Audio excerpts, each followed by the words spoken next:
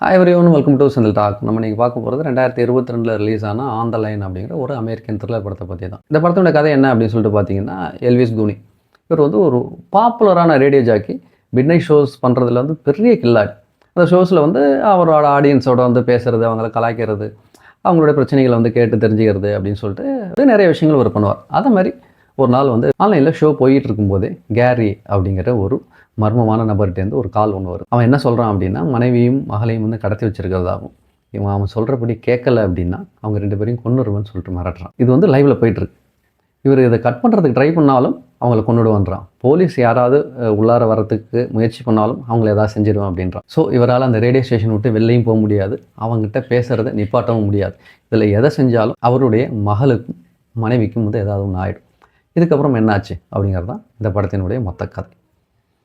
இந்த படத்தினுடைய மிகப்பெரிய பலம் அப்படின்னா, ஃபஸ்ட்டு ஒரு 1 ஹவர் அப்படியே பரன்னு போகும். அடுத்து என்னன்ட்டு அவ்வளோ ஒரு சுவாரஸ்யமாக பண்ணியிருப்பாங்க ஒரு சின்ன ரேடியோ ஸ்டேஷன் செட்டுக்குள்ளார.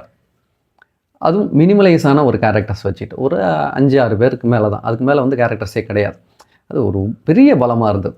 அதுக்கப்புறம் மெல் கிப்சன் அவருடைய நடிப்பு தலை மிரட்டி வச்சுருந்தாப்புல.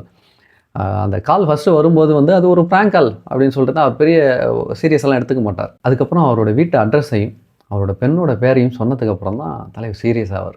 அப்படியே ஒரு சேஞ்ச் ஒன்று இருக்குன்ட்டு அவ்வளோ அழகாக இருந்தது அவருடைய எக்ஸ்ப்ரெஷன், அவருடைய நடிப்பு எல்லாமே. அதே மாதிரி வந்து திடீர்னு ஒரு மேலேருந்து போய் மாடியிலேருந்து கீழே குதி அடியும், அந்த சீனும் வந்து பிரமாதமாக பண்ணியிருந்தாங்க. இதோட சவுண்ட் டிசைனும் இதோட கேமராவும் வந்து இந்த த்ரில்லிங்க்கு வந்து பயங்கர சப்போர்ட்டிங்காக வந்து இருந்தது. அதே சமயம் இதனுடைய மைனஸ் அப்படின்னு சொல்லிட்டு பார்த்தீங்கன்னா, இவ்வளவு சீரியஸாக சீட்டேஜில் கொண்டு போயிட்டு கடைசியாக ஒரு ட்விஸ்ட் இல்லை, ஒரு டபுள் ட்விஸ்ட் இருக்கும். ஆனால் ரெண்டுமே ஒரு லைட்டர் வெர்ஷனாக இல்லை ஒரு சில்லியான ஒரு மேட்டராக போனது வந்து ஒரு திருப்தி இல்லாத தன்மையை நிறைய பேருக்கு வந்து கொடுத்துருக்கும். பட் எனக்கு வந்து அது ஓகேயாக இருந்தது. ஏன்னா அந்த லைட்டரான வெர்ஷன் எனக்கு வந்து ரொம்ப பிடிச்சிருந்தது. பட் பெரும்பாலான மக்களுக்கு இவ்வளோ ஒரு சீரியஸாக போனதுக்கப்புறம் ஒரு சில்லியான ஒரு மேட்டரை வந்து கிளைமாக்ஸாக வச்சது வந்து பிடிக்கவே இல்லை. ஏன்னா படம் வந்தப்பையும் வந்து இதுதான் வந்து ஒரு பெரிய டிபேட்டாகவே இருந்தது. படம் அந்த அளவுக்கு சரியாக போகாததுக்கும் அதுதான் ஒரு காரணமாகவும் இருந்திருக்கு. இந்த படத்தை ரோமுவால் பாலான்சர் அப்படிங்கிறது தான் வந்து எழுதி இயக்கியிருக்கார். இவர் தான் ஒன் ஆஃப் த ப்ரொடியூசரும் கூட.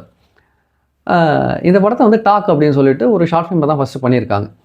அது வந்து ரொம்ப பாப்புலராக போகும். அதை தான் வந்து திருப்பி வந்து இந்த மாதிரி ஃபீச்சர் ஃபிலிமாக வந்து எடுத்திருக்காங்க. உங்களுக்கு ஒரு சிங்கிள் செட்டு உள்ளார ஒரே நைட்டில் நடக்கிற மாதிரி த்ரில்லர் படங்கள் பிடிக்கும் அப்படின்னா கண்டிப்பாக ஒரு வாட்டி ட்ரை பண்ணுங்கள். இது யூடியூப்பில் தமிழ்லேயே கிடைக்குது.